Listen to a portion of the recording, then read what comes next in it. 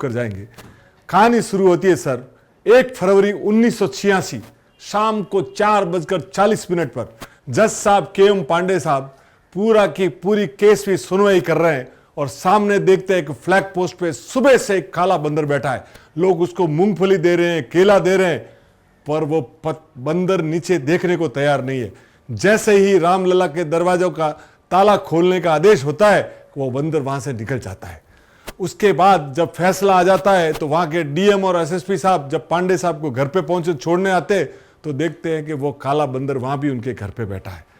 तब उनको जब KM पांडे साहब उनको देखते हैं और काले बंदर को जब प्रणाम करते हैं और उनको लगता है कि ये देवीय ताकत थी जो आदेश दिलवा रही थी, और उस दिन के बाद वो काला बंदर कभी देखा नहीं गया।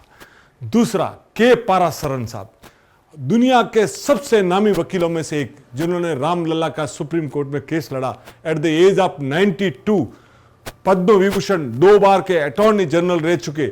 जब वो कोर्ट में आते थे तो बिना चप्पल आते थे। उनको जब जज साहब ने बोला कि आप 92 ईयर्स के आप बैठ जाइए तो उन्होंने बोला कि मैं बैठूंगा नहीं, भगवान राम का केस लड़ रहा हूं तो मैं खड़ा रहकर बिना चप्पल।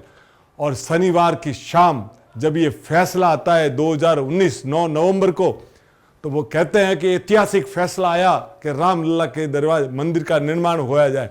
तो सोमवार की शाम दिल्ली में 2nd फ्लोर पे रात को 8:45 पर 30 से 40 बंदर, वहां दिल्ली में जहां साहब रात को एक बंदर दिखाई नहीं दे, वहां 30 से 40 बंदर उनके 2nd फ्लोर के टेरेस पे आ गए।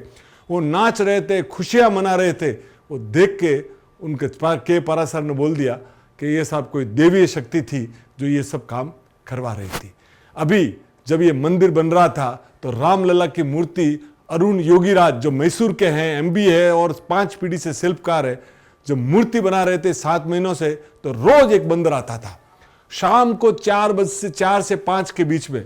तो उन्होंने थोड़े दिन तो नोटिस नहीं लिया, बाद में देखा कि वो डेली आ रहा है तो उन्होंने ट्रस्ट कह दिया, तो उन्होंने बोला कि आने दीजिए। और उसके बाद एक बार तिरपाल और दरवाजा बंद किया था तो वो दरवाजा खटखटा के अंदर आया और पूरे 7 महीने वो बंदर आता रहा, आता मूर्ति को निहारता और शांति से चला जाता। उसके बाद जब फैसला, जब प्रतिष्ठा हुई 22 जनवरी को, तो आप सुनिए ने कितनी सिक्योरिटी होगी सर। और 23 जनवरी को वापिस एक काला बंदर आया तो लोगों सिक्योरिटी दौड़ी कि भाई कहीं ना कहीं मूर्ति को कोई नुकसान नहीं पहुंचाए, पर वो तो शांत चित्त से आया, दर्शन किया और पूरी दरवाजे से निकल गया। तो साहब हनुमान जी और राम का, और आपको ध्यान है हनुमानगढ़ी में जब RDX रखा गया था और पूरा हनुमानगढ़ी को उड़ाने की बात थी, उस समय आपने देखा होगा कि हनुमान जी बंदर के रूप में आए और वो वाटर कूलर के ऊपर तारगढ़ खोल के चले गए थे। तो साहब अयोध्या की रक्षा महावीर हनुमान करते हैं। बोलो सियावर रामचंद्र की जय।